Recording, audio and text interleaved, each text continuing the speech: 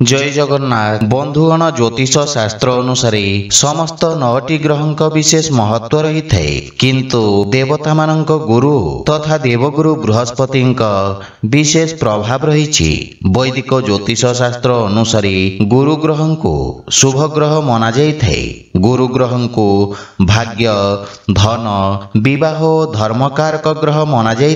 धनु और मीन राशि स्वामी ग्रह देवगुरु बृहस्पति अटंती एवं कर्कट राशि उच्चस्थ और मकर राशि नीचस्थ होइथांती। धनु राशि गुरु ग्रह मूल त्रिकोण राशि अटे एवं गुरु ग्रह गोटे राशि दीर्घ 12 मास पर्यंत विराजित रही थांती। बंधुगण जेबे जेबे गुरु ग्रह राशि परिवर्तन होइथाए तो यार प्रभाव समस्त द्वादश राशि व्यक्ति जीवन उपरे निश्चित भाव में पड़ी थाए। एही वर्ष देवगुरु बृहस्पति मेष राशि विराजित अछंती एवं 1 मई 2024 को देवगुरु बृहस्पति वृष राशि प्रवेश करिबे तथा दीर्घ 12 मास पर मेष राशि वृष राशि को गोचर करिबे। देवगुरु बृहस्पति वृष राशि प्रवेश करिबा कारणरू किछि राशि व्यक्ति माननकु सकारात्मक प्रभाव प्राप्ति हेबा। तो आसंतु जानिबा देवगुरु बृहस्पति वृष राशि को गोचर कारणरू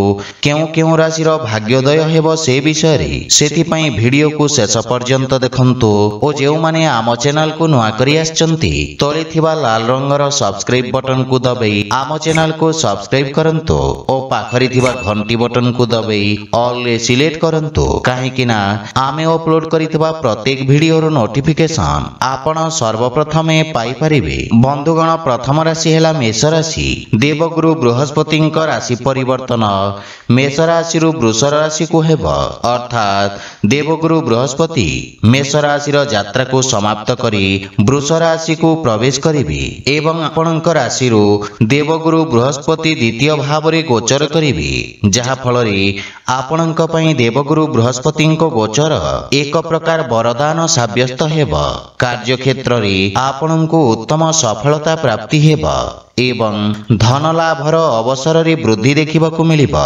संतान सुख बा संतान पक्षरु सुख प्राप्ति हेबो एवं केते प्रकारर शुभ समाचार आपणको प्राप्ति हेबो। देवगुरु बृहस्पति आपणक द्वितीय भाव रे विराजित होई षष्ठ अष्टम और दशम भाव को दृष्टि रखिबे जहा फल रे कैरियर क्षेत्र रे आपणको उत्तम सफलता अर्जन हेबो। चाकरी क्षेत्र जड़ित व्यक्ति पई आसुथिबा समय उत्तम अनुकूल रहिबो।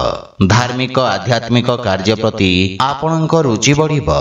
वृष राशि देवगुरु बृहस्पति गोचर आपणक लग्न भाव को प्रभावित करिबो एवं प्रथम भाव को गोचर करिबा द्वारा एहार सकारात्मक प्रभाव देखिबाकू मिलिबो। देवगुरु बृहस्पति शुक्रंक राशि रे गोचर करिबा द्वारा आकस्मिक लाभर अवसर रे वृद्धि देखिबाकू मिलिबो।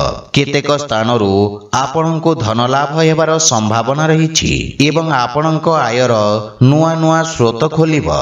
धार्मिक कार्य रे आपणक रुचि बढ़िबो। कार्यस्थल रे आपणको कोनोसी बड़ सम्मान प्राप्ति होई पारे। सहकर्मी और उच्चस्थ अधिकारी समर्थन प्राप्ति हेबो। पूर्वरु अटकी रहितबा कार्य गुड़िक सुरुखुरु रे संपन्न हेबो। कर्कट राशि देवगुरु बृहस्पति आपणक राशि एकादश भाव रे गोचर करिबे जहा फल रे आपणक पई लाभर केतेक नुआ अवसर प्राप्ति हेबो एवं भाग्यर पूर्ण सहयोग मिलिबो जहा फल रे समस्त प्रकार कार्य रे आपण सफलता अर्जन करिबे। समस्त प्रकार भौतिक इच्छा को पूर्ण करिबारे आपण सफल हेबे एवं कार्य क्षेत्र रे आसुथिबा बाधा विघ्न सबु दूर हेबाकू लागिबो।